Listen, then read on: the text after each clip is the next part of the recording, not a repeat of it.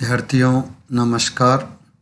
हम लघु सिद्धांत कौमुदी का हल संधि प्रकरण पढ़ रहे थे और इसमें हमने कुछ सूत्र पढ़ लिए थे।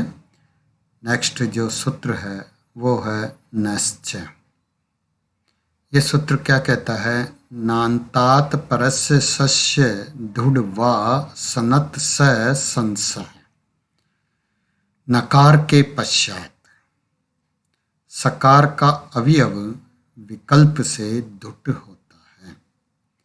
इससे पहले हमने ढैसी धुट पढ़ा था।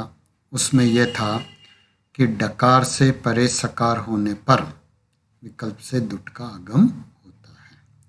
यह सूत्र यह कह रहा है कि नकार के पश्चात स हो तो उस सकार के अवयव रूप विकल्प से धुट का आगम अद्यंतौ टकितौ से ये धुट जो है सकार के आदि में होगा। जैसे सन प्लस स है, यहाँ नकार से परे स है तो नकार से परे स होने के कारण इस सकार को धुट का आगम हुआ विकल्प से। धुट में से उठ की इत संज्ञा होकर लोप हो जाता है, ध शेष रहता है। अद्यंतौ टकितौ सूत्र से यह स के आदि में रखा जाएगा। तो सन ध स खरीचे सूत्र से जो है इस धकार को तकार होगा तो सनत स सनत स, और जहाँ धुट का अभाव होगा वहाँ संशय रूप बन जाएगा। तो यहाँ जो धुट का आगम हो रहा है विकल्प से वो हो रहा है निश्चय सूत्र से। यहाँ जो हमने पूर्व सूत्र पढ़ा था ढैसी धुट, वो सूत्र कार्य नहीं करेगा। नेक्स्ट सूत्र है शी तुक पदांतस्य नस्य से परे तुक वाशात शंभु शन शंभु शन शंभु सन शंभु। देखिए 4 रूप है जो एक ही शब्द से बनते हैं। तो शकार परे होने पर ये जो सी तुक सूत्र है ये तुक का आगम करता है। तो शकार परे होने पर तुक का आगम होता है। अब और विस्तार से देखिए, शकार परे होने पर नकारांत पद का अवयव विकल्प से तुक होता है। तुक में से उक की इत संज्ञा होकर लोप हो जाता है, तय शेष रहता है। ठीक है, किसको कब कैसे आगम होता है? शकार परे होने पर। पहली शर्त है शकार परे हो। फिर किसको होता है? नकारांत पद का। नकारांत पद को किसका आगम होता है? तुक का आगम होता है। तो तुक में से उक की इत संज्ञा होकर लोप हो जाता है, तय शेष रहता है। तो उक ककार की संज्ञा होने के कारण ये जो है कित है, और कित होने के कारण अत्यंतौ टकितौ सूत्र से यह नकारांत पद के अंतावयव होगा। अंतावयव का मतलब है अंत में रखा जाएगा। देखिए सन प्लस शंभु, यहाँ शीतुक सूत्र से जो है तुक का आगम, और यह आगम जो है आद्यंतौ टकितौ सूत्र की सहायता से होगा, न के अंत में हुआ। ठीक है, फिर उक की तो इत संज्ञा होकर लोप हो ही जाएगा, तो रूप बन जाएगा सन तय प्लस शंभु। इसके बाद यह जो काम होता है ये विकल्प से होता है। तो विकल्प से जब होता है तो 2 रूप बनते हैं, एक जगह तुक का आगम होगा और एक जगह नहीं होगा।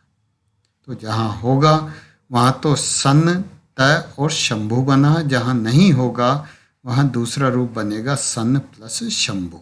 यही रूप रहेगा जो हमने संधि विच्छेद किया था। अब सश्चोटी सूत्र से, सश्चोटी जो सूत्र है वो क्या कह रहा है? देखिए सश्चोटी सूत्र से शकार के स्थान पर छकार होता है। तो सन तय और शंभु और दूसरा रूप क्या होगा, सन प्लस छम्बू। फिर इसके बाद स्तो शचना शचु सूत्र से तकार को चकार आदेश हुआ, तो रूप बना सन, ये जो त था इस त को च हो गया, ये हलंत होगा, और शंभु, और दूसरा रूप बनेगा सन च छम्बू। फिर पुनः इसी सूत्र से स्तो सिचना सचु सूत्र से जो है न को न हुआ तो शचुत्व हुआ। फिर झरोझरी सवर्णे सूत्र से जो है चका लोप हुआ तो क्षण शंभु रूप सिद्ध हुआ। और इस प्रकार च लोप के अभाव में क्षण शंभु और छत्व के अभाव में जो है क्षण शंभु और तुक के अभाव में शन शंभु ये रूप सिद्ध होते हैं। अब जो अगला सूत्र है वो देखिए, ngamo ह्रस्वात् अचि ngमुन नित्यम। ह्रस्व से परे ngम से परे अच का अवयव नित्यम नित्य ngमुट होता है। ngमुट का मतलब ngम प्रत्याहार होता है। अब ngम प्रत्याहार में 3 वर्ण आते हैं, ng, न और न। तो देखिए, ह्रस्व से परे जो ngम तदंत पद के पश्चात स्वर वर्ण के अवयव नित्य मुट, नुट और नुट होते हैं। इनमें से उठ की संज्ञा हो के लोप हो जाता है तीनों में, ng, न और न ये शेष रहते हैं। अब ये चूंकि तीनों ही टित है, टित होने के कारण आद्यंतौ टकितौ सूत्र से इनका आदि में आगम होगा, स्वर के आदि में। तो प्रत्यंग प्लस आत्मा, प्रत्यंगात्मा, प्रत्यंग प्लस आत्मा ये रूप सिद्ध हुआ। ngamo ह्रस्वात् अचि ngमुन नित्यम सूत्र से जो है न से अरे आ है, आ को ngमुट हुआ, ngमुट में से उठ के संज्ञा होकर लोप हुआ।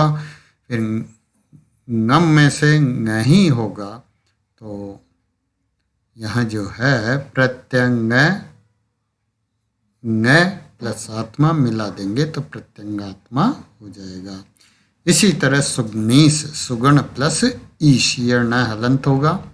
फिर इस सूत्र से जो है ngमुट का आगम हुआ, उठ की संज्ञा होकर लोप हो जाएगा।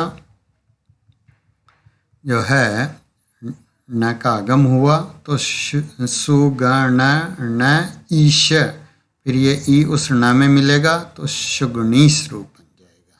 इसी तरह संच्युत, सन प्लस अच्युत, तो यहाँ ngamo ह्रस्वात् अचि इस सूत्र से न के बाद जो है अ है तो इस को ngमुट का आगम होगा, ngम की संज्ञा होकर लोप हो जाएगा। ngम में से यहाँ जो है न ही आदेश होगा तो सन न अच्युत, तो अ जब न में मिलेगा तो संच्युत ये रूप सिद्ध हो जाएगा। विद्यार्थियों धन्यवाद, हम फिर अगली क्लास में मिलेंगे।